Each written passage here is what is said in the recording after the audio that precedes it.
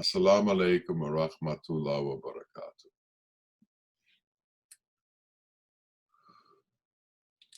Most of you, if not all of you, have heard of a Sufi from the time past whose name was Hallaj. Hallaj is known for his statement, An al-Haq, which means I am reality, or I am the truth. And when he uttered these words publicly, the authorities executed him. He was taken in for heresy and was executed. There is in this story of Hallaj an understanding about the different perspectives and the different levels within religious thought or within transcendent thought. And it also explains very clearly that within religion, there are some very strong opinions and very strong ideas that people carry, to the point that if others disagree with their ideas or their thoughts, in theocracies, governments that are religiously run, execution becomes the remedy for violating the rules as seen by the authority at that time. Now, Bawa even talked about Hallaj, and he indicated that what Hallaj said was true, but he should have known better about when and where to say it. In other words, it isn't something he should have said publicly, because saying those kinds of things publicly puts you in jeopardy. Bawa also tells a story of the Katub who was sitting in a mosque during prayer time. And he was sitting in the back of the mosque and he didn't pray. He just sat there, or at least he didn't pray in the public way that the people in the mosque prayed. And then again, the next time of prayer came, and the Katub was still sitting in the mosque, and he didn't join in the ritual. And a third prayer time came, and he didn't join in the ritual. The imam of the mosque came to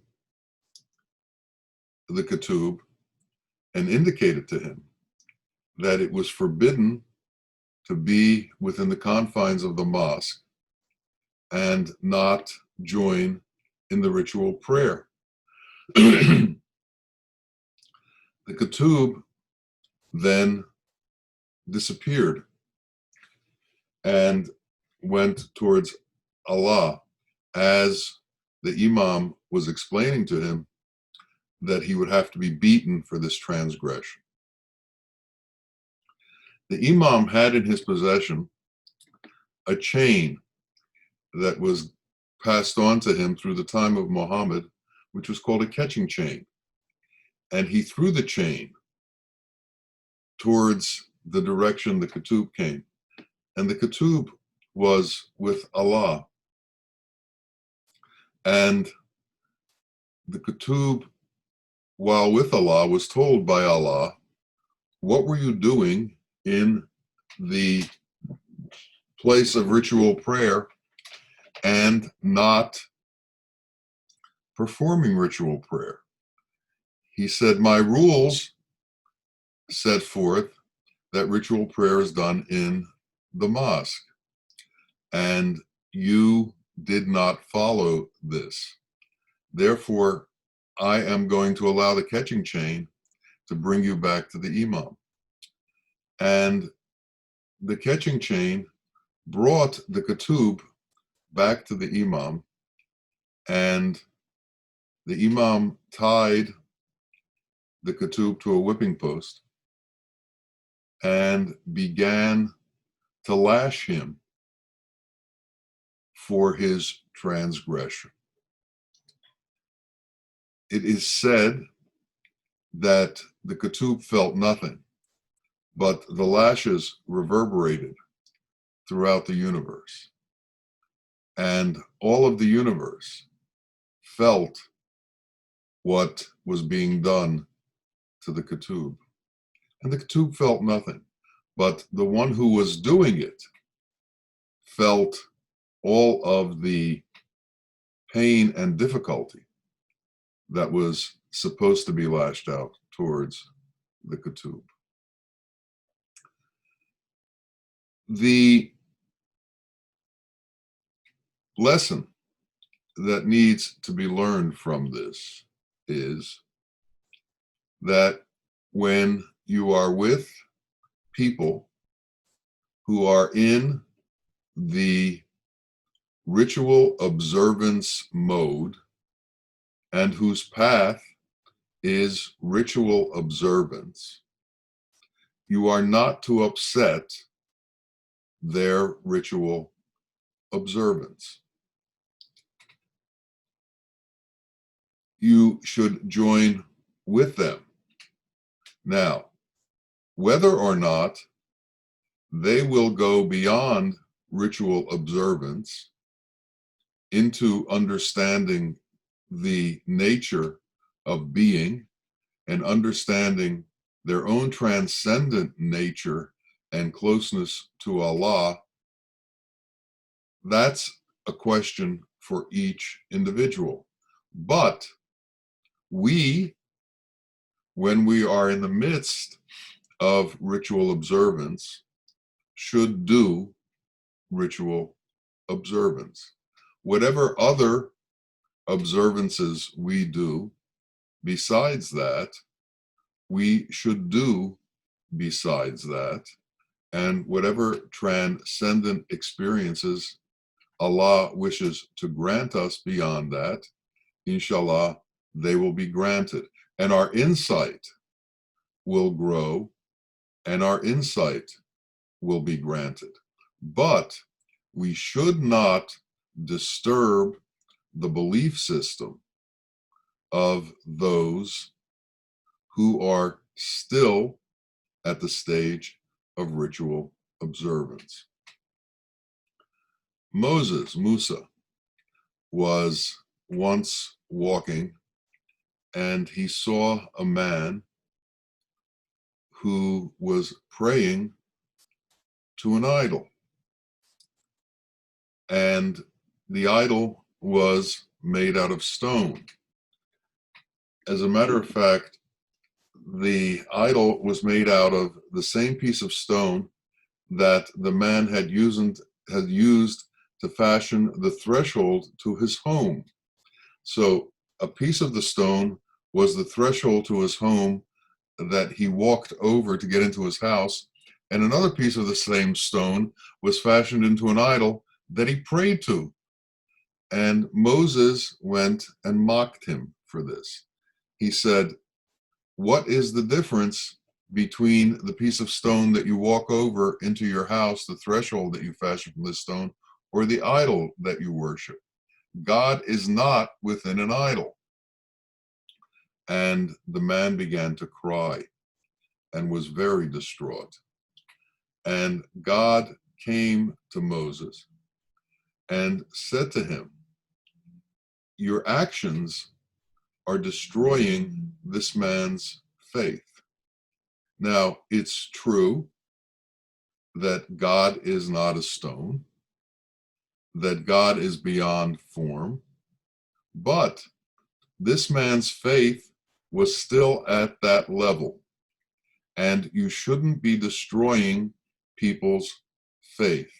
Over time, faith will change and truth will dawn, and they will understand more. But we shouldn't take them from the stage that they are at and destroy their belief system. Now, this has lots of implications and lots of different lessons on all levels. The Quran says there is no compulsion in religion. That means that the theocracy, the religious state that killed Hallaj, had no business killing Hallaj. It means that Moses had no business correcting and mocking the person who was praying to an idol. But it also means that the word has to be spread out. The Quran speaks of when Muhammad, peace and blessings be upon him, came upon people, and he was told, advise and explain, don't force. So, in Sufism, there has been a long line and a long history of teachers who advise and explain without using force, who conquer hearts through kindness and love without using force. Force is not a method to create hearts that are open to Allah. Force is not a method that opens up the pathways to reality for people. Force closes things off. Force leads to resentment and leads to anger, leads to conflict.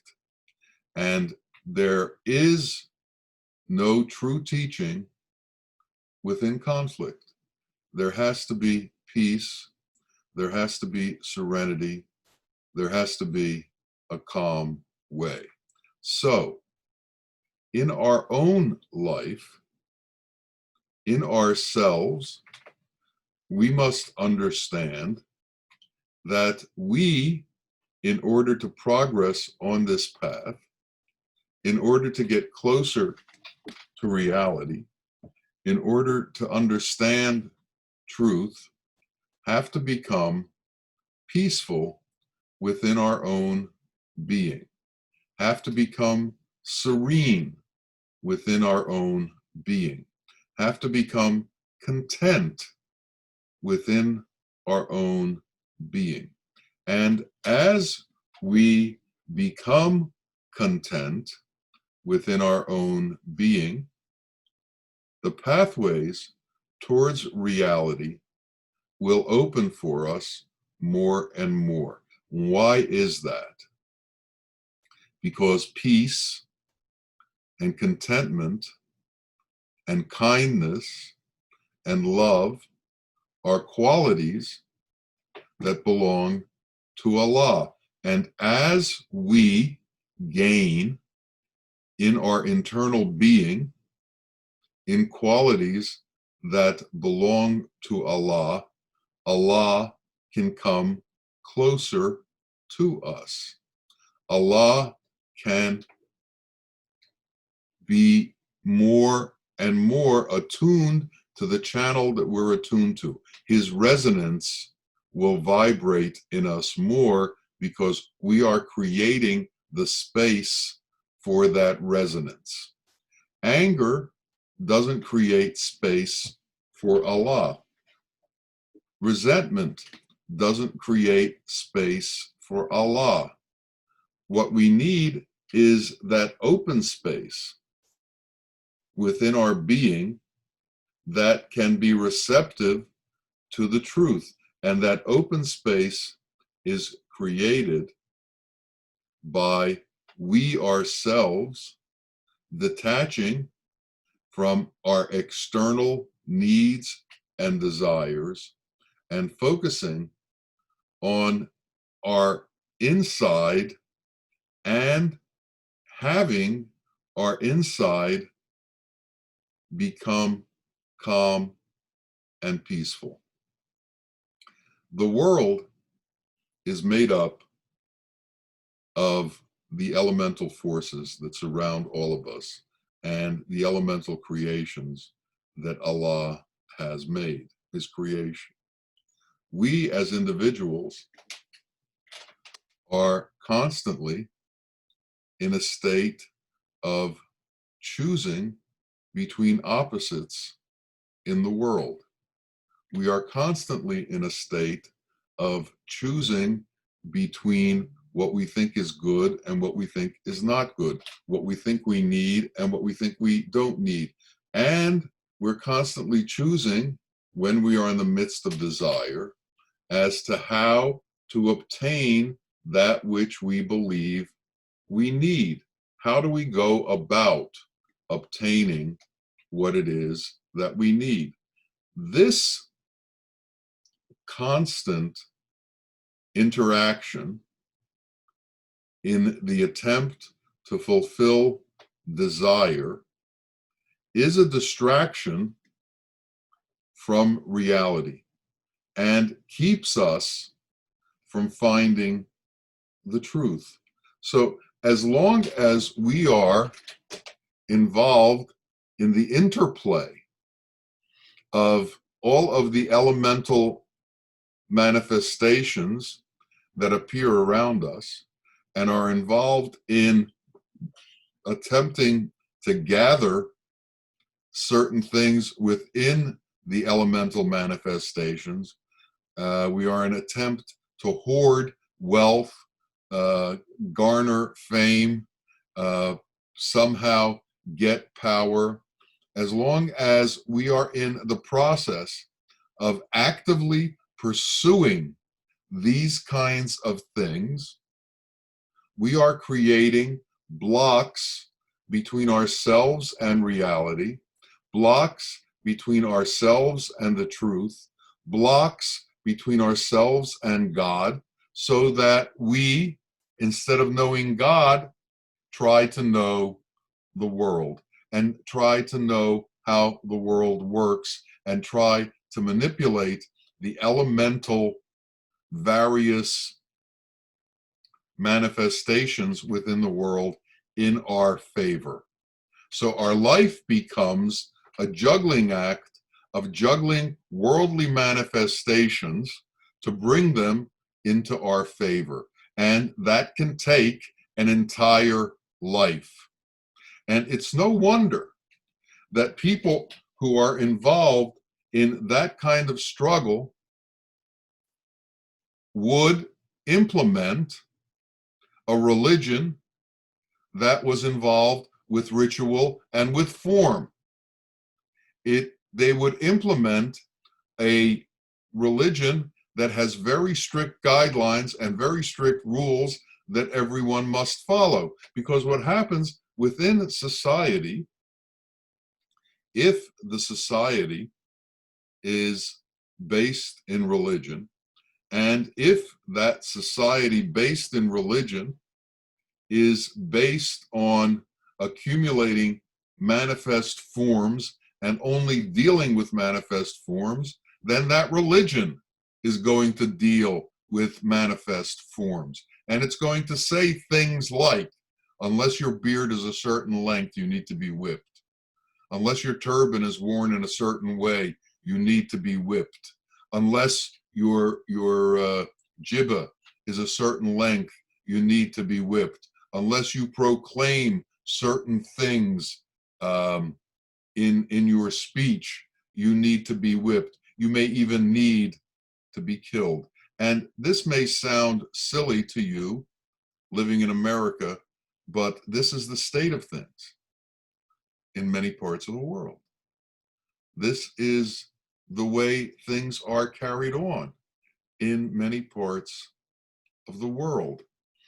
I saw a video of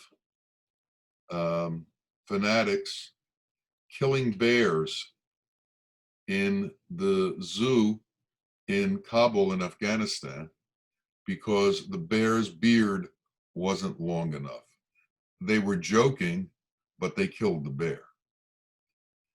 The point is that we who have some insight and who have been given the grace of understanding the oneness of Allah, the sublime nature of Allah, have to bring that sublime understanding into our being.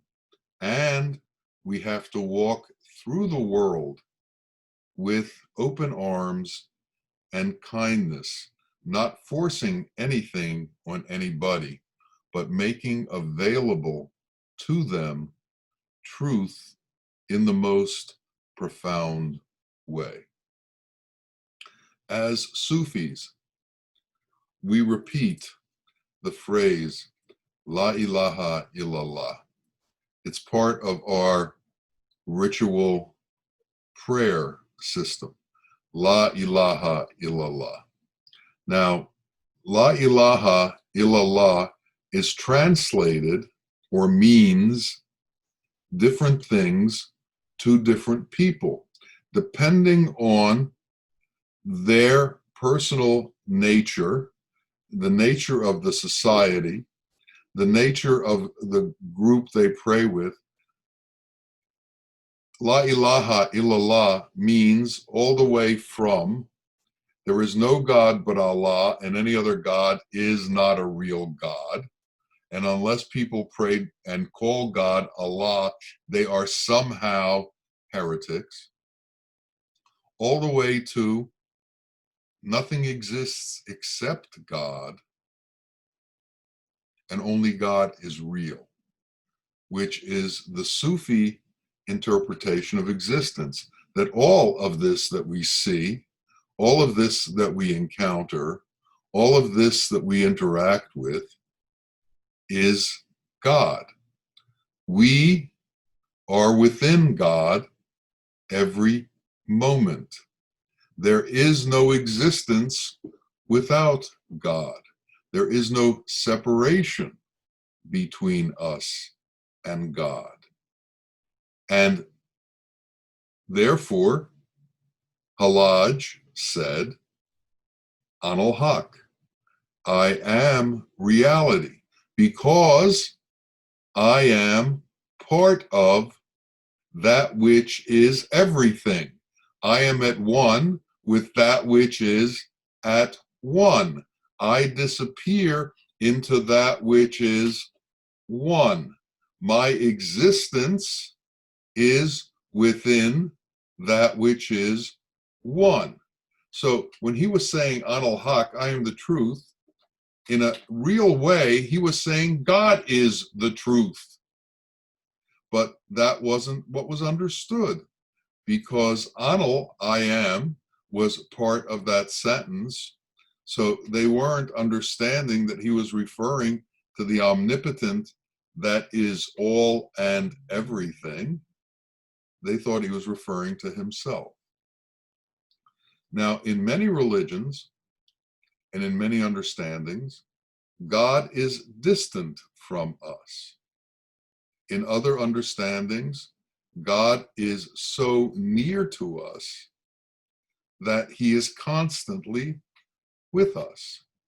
We believe that God is so near to us that he is constantly with us. He is never separate from us.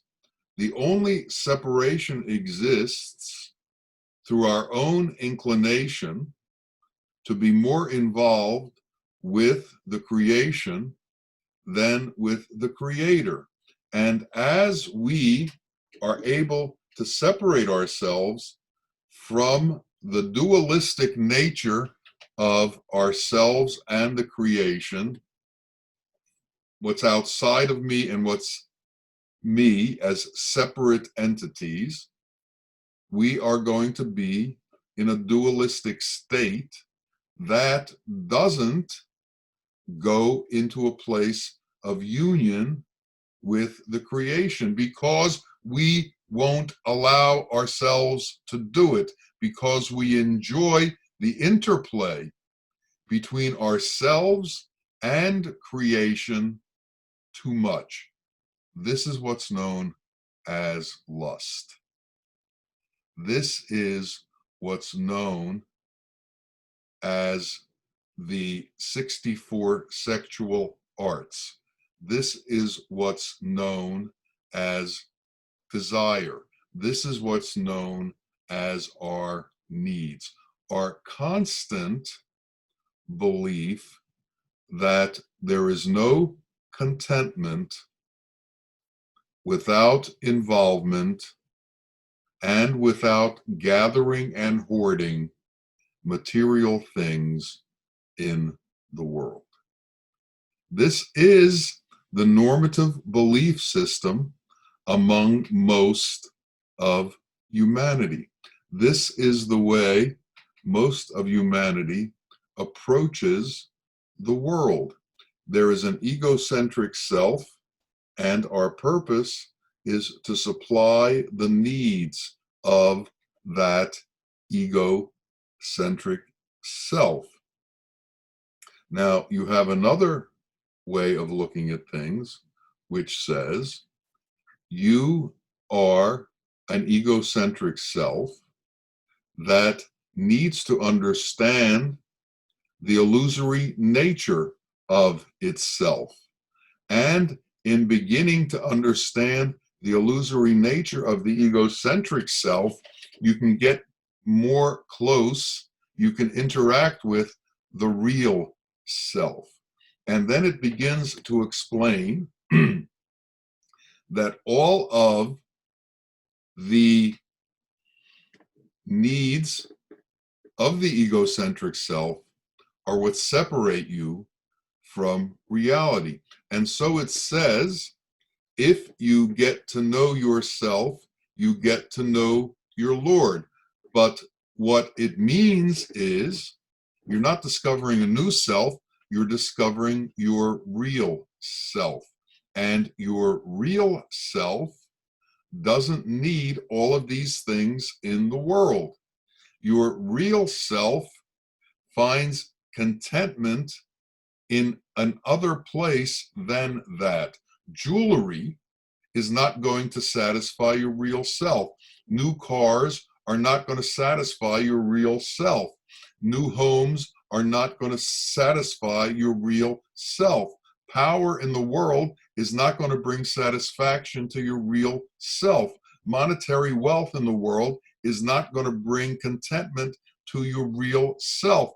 And that's why so many people who have so many things are so incredibly unhappy and unable to find peace within their lives, because their entire focus is on outside of themselves and on their interaction with the illusory world and the constant attempt to treat the illusory world as if it were real, as if it were the beginning and end of things. And as we all know, it's not. And it can't be. And as long as that is what we're after, as long as that is our intention, we are looking to solve problems in a way they cannot be solved. And this is the operative understanding.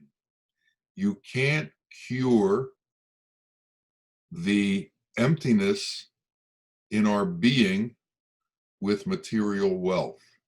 You can't cure the deep inner needs that we have with fame. You can't cure that which we have through accumulating manifestations from the material world.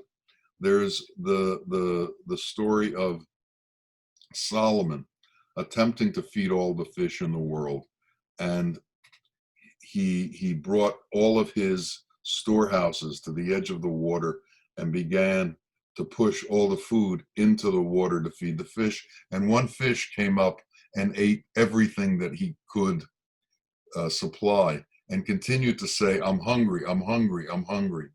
And Solomon gave up and said, "Allah, I don't understand. This must be the largest fish in the ocean." And the fish said, "No, I'm one of 70,000 brothers and sisters, and each one of them is 70,000 times bigger than I am. And my mother is 70,000 times bigger than the biggest one of us, and my father is 70,000 times bigger than that."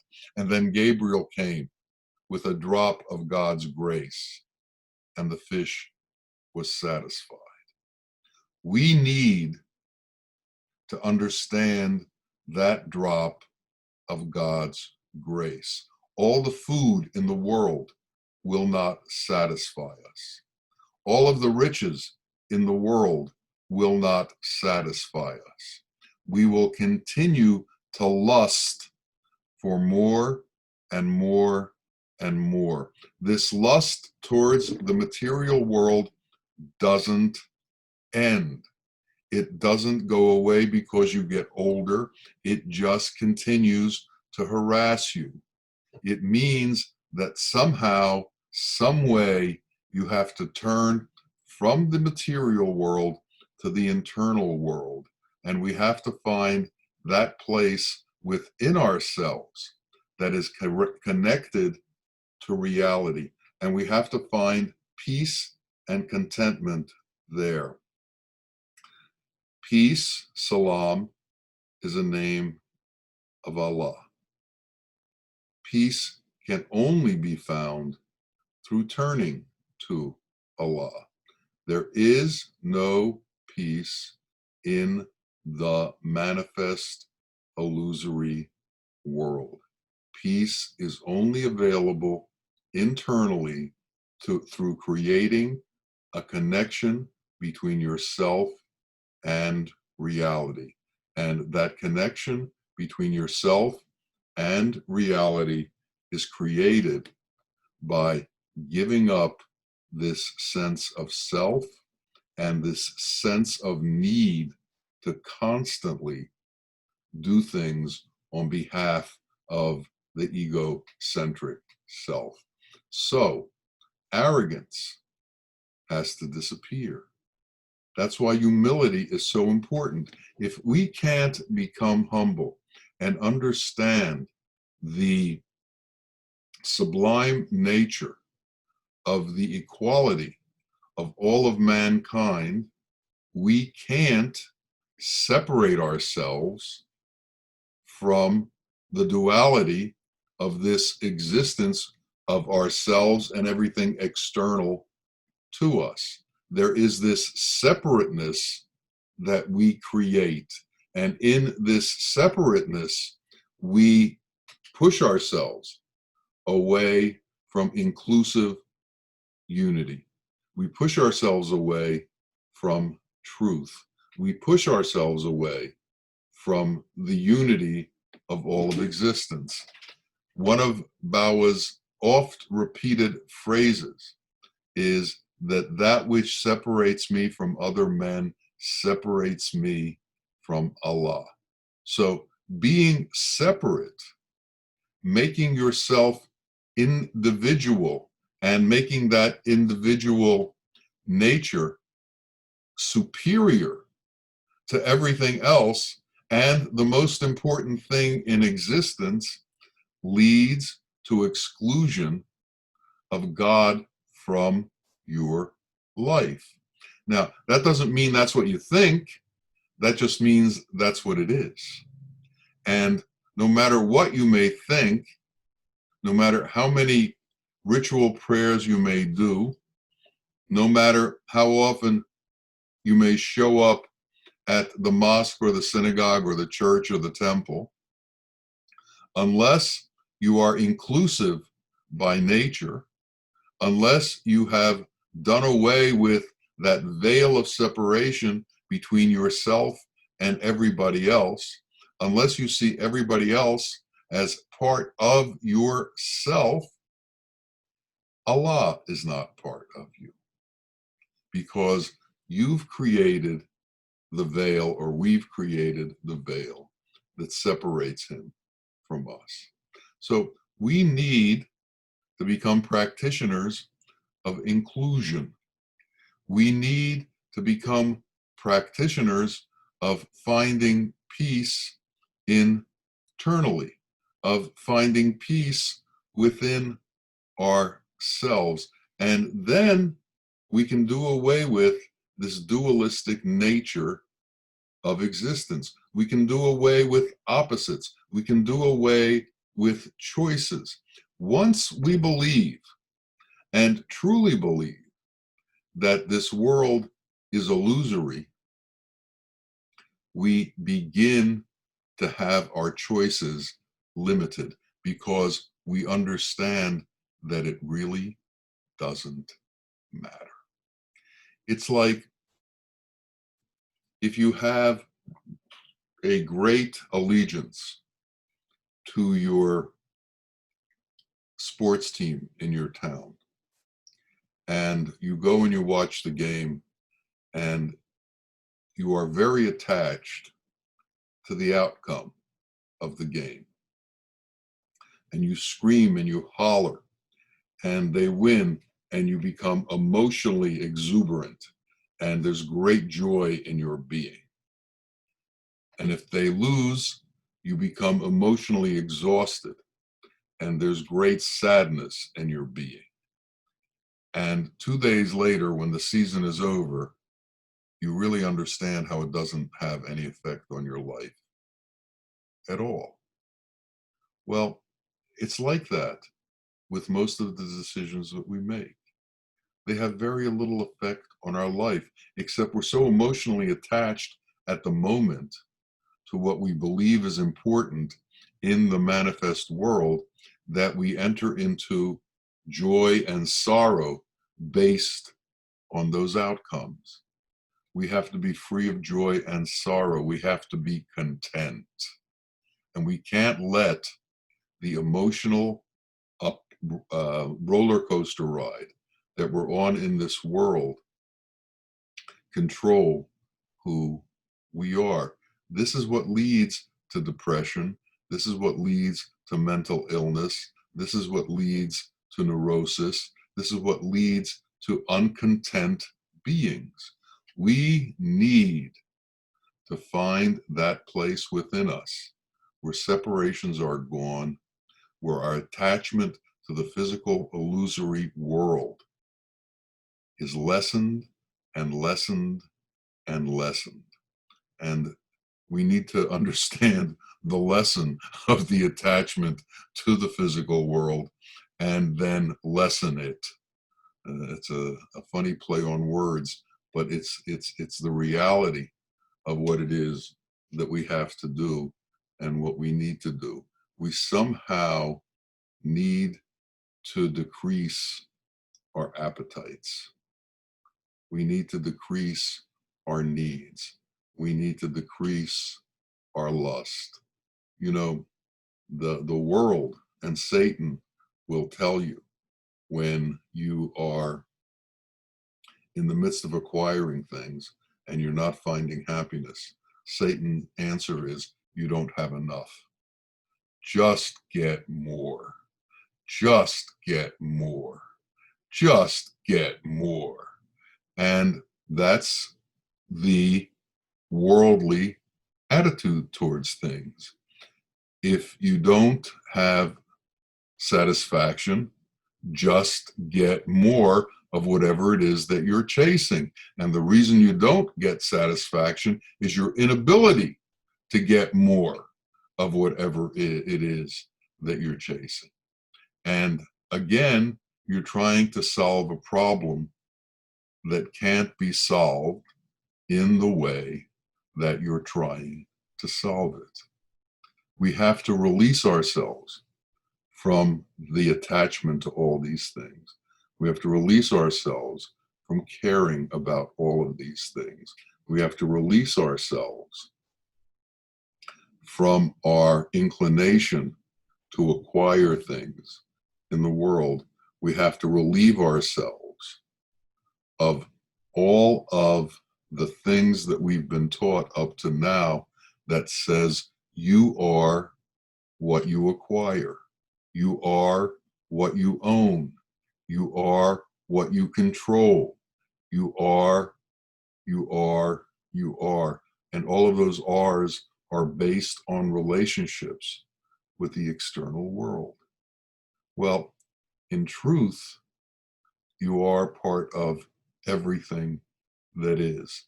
You already are part of all of it. There's no need to put your imprint on it to make you part of it.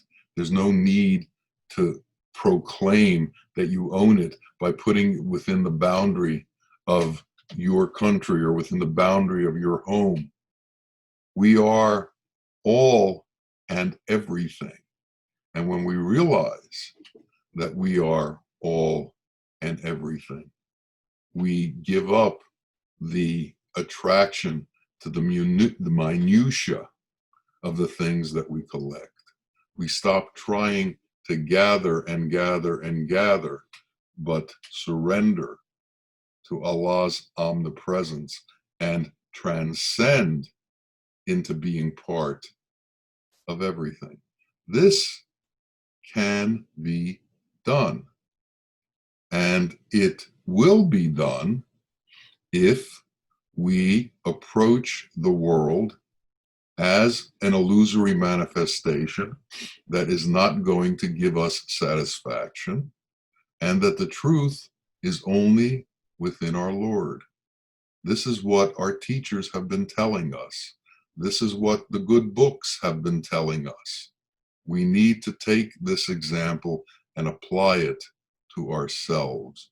We need to become more than we are. We need to know that we are part of all and everything. And when we realize that, only then will peace come to us. May Allah bring about within us that transcendent knowledge of His omnipresence and of our inclusion in that omnipresence. We become more by disappearing. May we all disappear into the truth so that we can all go and say, Anal Haq. May it come to be so. Ameen. Ameen. Ya Rabbil Alameen. Assalamu alaikum wa rahmatullah wa barakatuh.